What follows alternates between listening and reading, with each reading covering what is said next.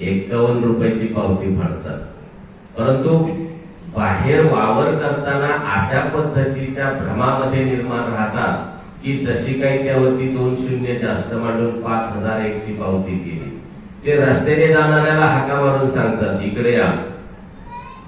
माहितीये का, ते काल तिकडं अन्नदान झालं आणि मी तिथं 51 रुपयाची पावती दिली. त्याच ठिकाणी तुमचं पुण्य संपून जातं. याच्यासाठी पौराणिक कथांचा आधार घ्या, पौराणिक ग्रंथांचा आधार घ्या. आज आपण थोडक्यामध्ये वास्तुशास्त्र काय आहे, बऱ्याच वेळेला बरेच लोक म्हणतात की आमच्या वास्तूमध्ये दोष कसे काय. बऱ्याच वेळेला काहींचे असेही प्रश्न आहेत. प्रश्न उत्तर विभागामध्ये काम करत असल्यामुळं एका दादांनी मला विचारलं होतं, पत्रिकेमध्ये 4थ्या स्थानी जर केतू असेल तर त्या व्यक्तीला कुठल्या न कुठल्या कारणाने दूषित वास्तूमध्ये राहण्याचाच योग येतो. मग त्या दादाने मला विचारलं, दादा तुम्ही म्हणता माझ्या पत्रिकेमध्ये 4थ्या स्थानामध्ये केतू आहे, मी दूषित वास्तूमध्येच राहण्याचा मला त्या ठिकाणी योग येतो, परंतु मी ज्या वास्तूमध्ये राहतो त्या वास्तूमध्ये माझ्या वडिलांचा प्रपंच झाला, त्यांना 3 मुलं होती. माझे वडील सरकारी नोकरीला होते.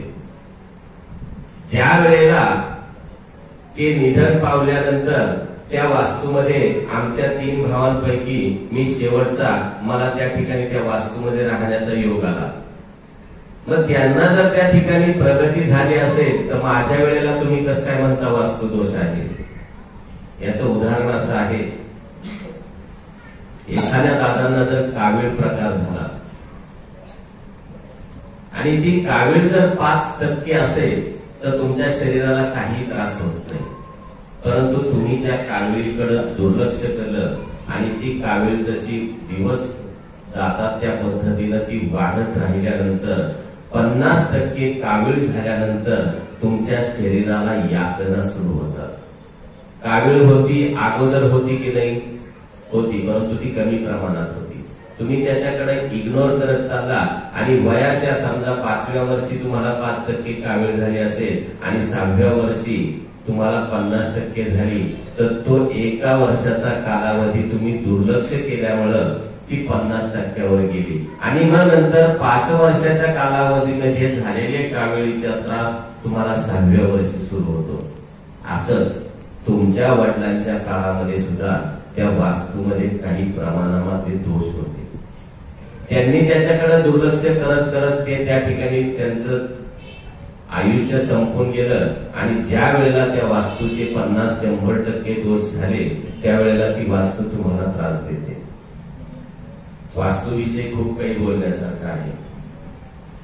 प्रभू रामचंद्र वनवासामध्ये असताना त्यांच्याकडे काही भोका यंत्र नव्हतं, त्याच्यामुळं 14 वर्ष त्या ठिकाणी काढायचे म्हणून त्यांनी त्या ठिकाणी पर्णकुटी बांधली आणि कर्म धर्म संयोगानं त्या ठिकाणी त्या वास्तूचं किंवा त्या पर्णकुटीचं द्वार हे दक्षिण दिशेला झालं आणि पुढचं रामायण घडलं. हुशार मुलं असतात ते म्हणतात, दादा साऊथचे लोक काय पळून गेले का, त्याच्यावरही उत्तर आहे. दक्षिण दिशा ही प्रत्येकाला वाईट नसते. ज्याच्या त्याच्या राशीनुसार, ज्याच्या त्याच्या भाग्यांकानुसार त्या दिशेचे आपल्याला परिणाम भोगावे लागतात. तर तुम्ही म्हणता रामेश्वर सारखं धाम त्या ठिकाणी दक्षिणेला आहे, मान्य आहे, परंतु ज्या पद्धतीनं आता कोविड काळामध्ये जो बाहेर पडला त्याला सगळीकडे फिरून सुद्धा कोविड झाला नाही, कारण की त्याची ह्युमिनिटी पॉवर चांगली होती आणि काही माझ्यासारखे वावळट घरात बसून त्यांना कोविड झाला. हे सांगण्याचा मतिता अर्थ असा की दक्षिण ही प्रत्येकाला वाईट नसते आणि प्रत्येकालाही चांगली नसते, म्हणून त्याचा अभ्यास पूर्ण करून त्या दिशेत परतवे आपण त्या ठिकाणी निर्णय घ्यायचे असतात. मागच्या सत्रामध्ये पाहिलं की दिशा किती आहेत, कुठल्या दिशेचं आधिपत्य कोण करतं. ज्यांच्या घरामध्ये आग्नेय दिशेला पाणी आलं असेल त्यांच्या घरामध्ये प्रत्येक सदस्यामध्ये मतभेद राहतात. कारण की तुम्ही पहा, घरी गेल्यानंतर प्रयोग करा किंवा करू नका, एक तांब्याभर पाणी घ्या, गॅस चालू करा आणि तांब्याभर पाणी त्या गॅसवर जर टाकलं तर अग्नी शमतो किंवा अग्नी थंड होतो. मग अशा वेळेला अग्नी आणि पाणी एकत्र राहत नसल्यामुळं पती पत्नीमध्ये मतभेद होतात, सासू सुनेमध्ये मतभेद होतात, वडील पुत्रामध्ये मतभेद होतात, मुला मुलांमध्ये मतभेद होतात. अशा पद्धतीनं ती दिशा त्या ठिकाणी तिचं परिणाम स्वरूप आपल्याला दाखवत असते. नैऋत्य कोपऱ्यामध्ये आपल्या पितरांचं कार्य आपण करत असतो. त्या ठिकाणी जर या ठिकाणी जादू वगैरे काहीच नाही. तुम्ही हा जर अभ्यास केला आणि इथं बसून जर एखाद्याचा नकाशा पाहिला आणि नकाशा पाहिल्यानंतर तुम्ही त्याच्या घरामधले दोष किंवा त्या घरामधल्या सदस्यांना आजार व्याधी हे इथं बसून सांगू शकता. फक्त त्याच्यासाठी अभ्यास महत्वाचा आहे. ज्याच्या घरामध्ये नैऋत्य कोपऱ्यामध्ये टॉयलेट बाथरूम आला असेल किंवा त्या ठिकाणी नैऋत्य कोपऱ्यामध्ये दुसरं काही प्रकारचे समजा सोसखड्डा असेल, अशा घरांमध्ये त्या ठिकाणी आरोग्याचे परिणाम आपल्याला पाहायला मिळतात किंवा कर्त्या पुरुषाच्या मनामध्ये त्या ठिकाणी आकस्मिक वेगवेगळे विचार निर्माण होतात. दक्षिण दिशेला चुकून जर टॉयलेट बाथरूमचा सोसखड्ड्याचा खड्डा असेल, पाण्याचा हौद असेल, त्या ठिकाणी 100% घरामध्ये मणक्यांचे किंवा आर्थो हाडांचे विकार सुरू होतात. पण ही जादू नाही. याच्यासाठी हे कुठल्या एखाद्या मार्गाने तयार केला अशातलाही भाग नाही. हे आपल्या संस्कृतीनं आपल्या पूर्वजांनी आपल्याला ग्रंथाद्वारे ते आपल्यापर्यंत पोहोचवलेलं आहे. घरामध्ये कधी बंद पडलेली घड्याळ ठेवू नये. प्रत्येकाच्या घरामध्ये एक तरी बंद पडलेलं घड्याळ 101% आहे.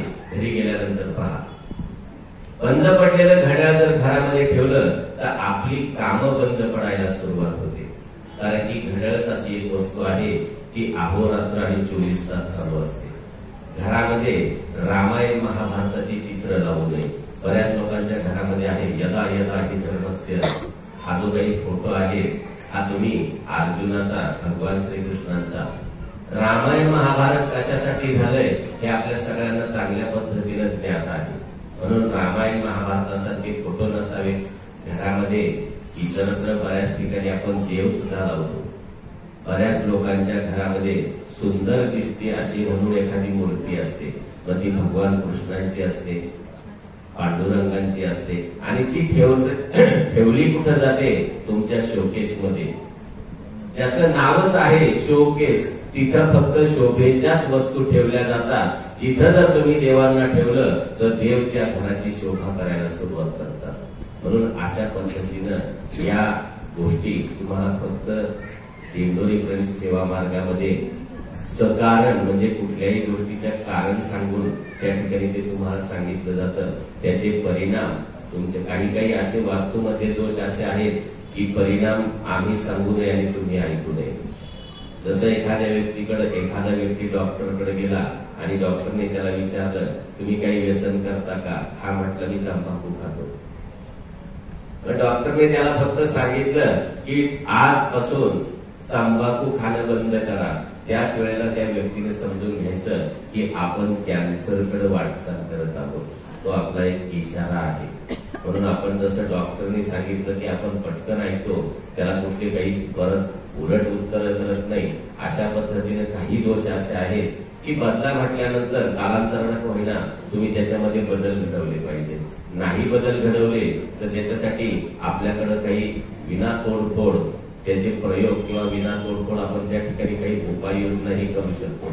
जसं 50%ची कावीळ 10%वर आणल्यानंतर त्रास कमी होतो, तसंच वास्तूला काही जर आपण पिरॅमिड सारखे उपयोग केले, रंगसंगती वापरल्या, झिरोचे बल्ब वापरले तर तुमची ती काही वास्तूमध्ये जी काही दोष आहे हे कमी प्रमाणात होतात आणि राहणाऱ्या सदस्यांना त्रास होतो परंतु कमी प्रमाणात तो ते त्रास सहन करू शकतात. म्हणून अशा पद्धतीनं येणाऱ्या 31 तारखेला काहींनी सांगितलं तशा पद्धतीने आपण मांदियाळी करणार आहोत. असं समजा की आपल्याकडे त्या वेळेला अन्नदानाची इच्छा आहे. मी आता सांगितलं की गरुड पुराण वाचा. काय केल्यानंतर काय पद्धतीने यमराज आपल्या सगळ्यांना घेऊन जातो. असं नाही की मलाही घेऊन जाणार आहे. म्हणून ही काही ग्रंथमालिका आहे ही तुम्हाला मला सावध करण्यासाठी आहे. नाहीतर काय पडलं होतं आपल्या पूर्वजांना, यांना ग्रंथ लिहून ठेवा.